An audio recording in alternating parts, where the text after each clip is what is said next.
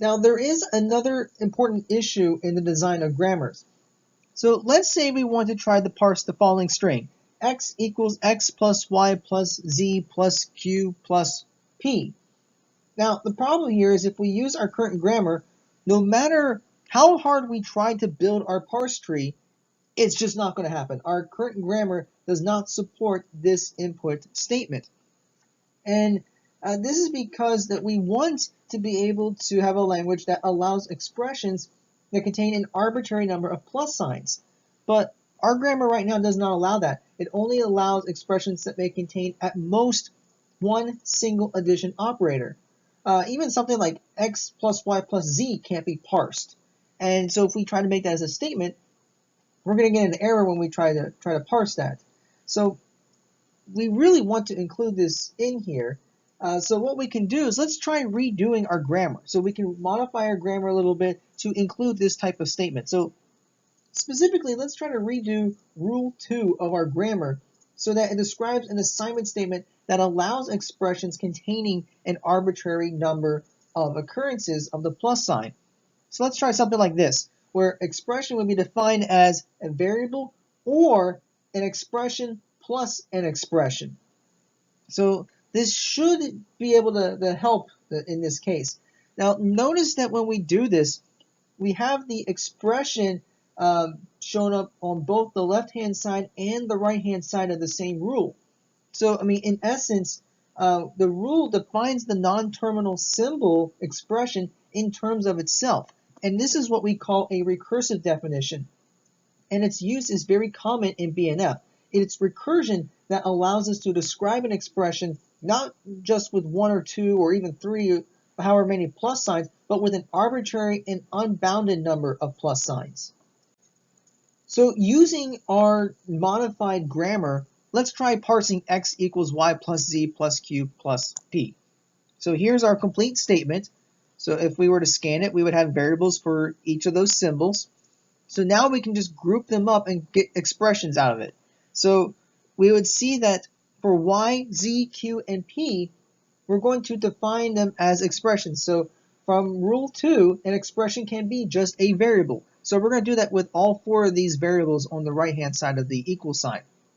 Now we can just use rule 2 to group them up. So we can group the first 2 expressions with the plus sign. So expression plus expression becomes an expression.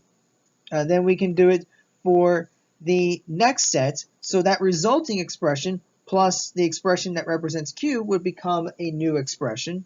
Or at least we group those up to get an expression. And then we take that expression and group it up with the plus sign and the expression that corresponds to p and get another expression. So finally, we have our definition of an assignment statement, which is variable equals an expression. So sure enough, by including the recursion, this does allow us to parse this particular input statement.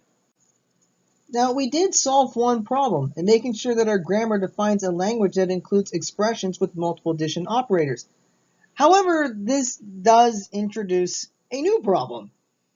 So what we're going to see here is that with this grammar, we can now construct multiple distinct parse trees for the same input string. And this might not seem to be a problem because the construction of a parse tree has been used only to show that the parser has demonstrated correctness in a couple different ways. But a parse tree not only demonstrates that a statement is correct, but it also assigns it a specific meaning or a specific interpretation. And we're going to need this in the next phase of the compiler process. So whenever this happens, we say that the grammar is ambiguous. And we can't have this. We can't have an ambiguous grammar because what this means is we would have multiple meanings for the same statement. So when we go on to the next part of the compiler process, when it looks at a statement, it's not going to know whether it means to do this or to do something else. It has to be the same every single time. So we're not allowed to have an ambiguous grammar. Let's take a look at a simple example just to show that this grammar is ambiguous. So here we're going to try to parse the input string x equals x plus y plus z.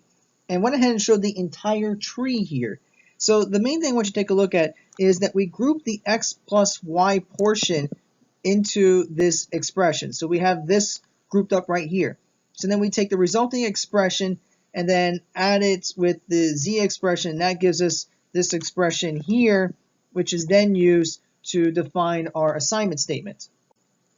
So now let's take a look at the second way that we can construct a parse tree using the same input string. So we still have x equals x plus y plus z.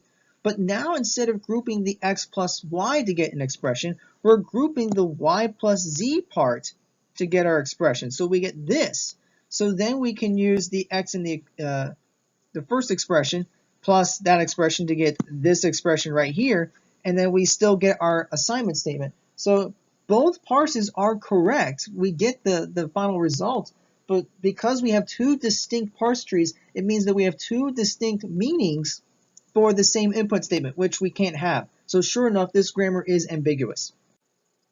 To solve this problem, we need to rewrite the assignment statement grammar. So we need to find the offending line, which in this case is going to be rule 2, because that's the only one we modified before, but we need to rewrite it.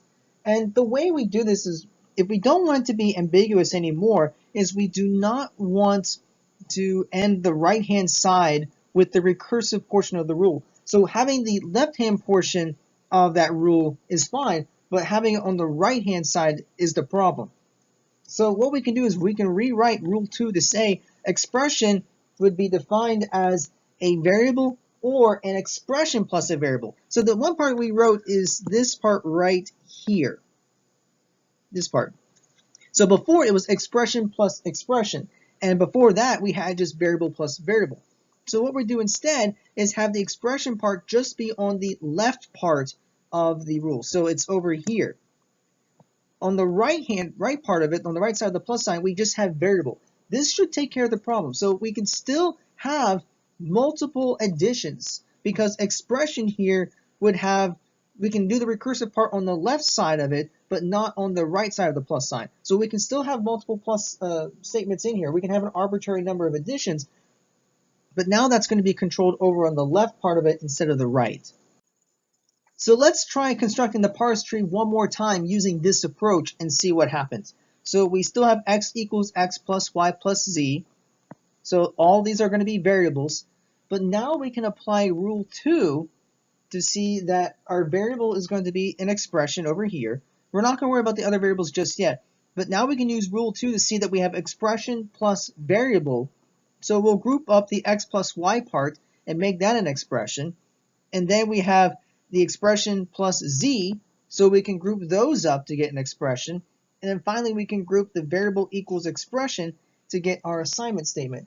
And notice that with this approach, I can't use the other approach for creating a parse tree because it's strictly saying that we have expression plus a variable in order to create an expression. Not expression plus expression, not variable plus variable, although technically it would become variable plus variable eventually, but it has to be expression plus variable to get our expression. So let's do one more example. We're going to show a very simple grammar for an if-else statement. So we first need to take a look at the rules of our grammar in this case. So an if statement is going to be defined as the keyword if, and then parentheses we're going to have some Boolean expression, so that's going to be a non-terminal. We then have an assignment statement be the true portion. So this is going to be an if statement where the true portion would be an assignment statement, and then the else portion is going to be something else. So we'll have a semicolon after the assignment statement, and then we'll have an else clause. Our Boolean expression is going to be defined as a variable or a variable with a relational operator and then another variable. And this particular relational operator is only going to be limited to checking for equality, checking for less than, or checking for greater than. We're not going to worry about anything else. Our variables are going to be defined as x, y, or z. Our else clause is going to have the keyword else and then some assignment statement ending with a semicolon, or, if you remember our lambda from before, or it's just going to be complete space. So remember we have our empty string here in this case. And then we're going to have our assignment statement, which is going to be just like what we had from before. And then we have our expression, which we used in our last example. So it's going to be either a variable or an expression plus a variable. So let's construct a parse tree for the following statement. If x equals y, we'll assign x to z, else we'll assign x to y. And then we have some semicolons in there as well. So we'll scan this, we get some tokens. If in this case is a keyword and else is also keyword, so they don't turn into any additional tokens, but the variables will become variables, so x, y, x, z, x, y, so those are all variables. And then let's take care of the next part. So this equality symbol is a relational operator, so it would be turned into the relational non-terminal. We went ahead and took the variable for z and for y and turned those into expressions, because we'll need that in just a minute. We'll then take a look at this first section here, the variable relational variable. So from our grammar, that's a Boolean expression, so we can group those up into a Boolean expression. We can then group up the variable equals expression for the x equals z part and turn that into an assignment statement. We can then group up the x equals y part, so that was a variable equals expression, and group that into an assignment statement. So now, if you take a look, we have if, a parenthesis, Boolean expression, close parenthesis, assignment statement, semicolon, else, assignment statement, semicolon. So we're almost there. It's not quite an if statement yet. We need to do one more thing. We need to group up the else, the assignment statement, and the semicolon into an else clause. Now we have if, parenthesis, Boolean expression, parenthesis, assignment statement, semicolon, else clause. That's the definition of our if statement. So we can group all that up into our one if statement. And since we did reach the goal statement, then we can say that our input tree, or I should say our input statement, is syntactically correct with respect to what we had in our grammar.